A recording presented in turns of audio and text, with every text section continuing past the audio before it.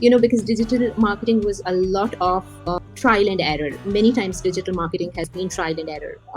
In those times, even right now as well, there are a lot of things that you cannot learn, you cannot understand if you don't do them. And company was not really interested in the learning phase. They were interested in getting things done, but I had to learn somehow. So, for example, I wanted to learn image optimization, and I asked the company, and they said that we can't really do a side project for that.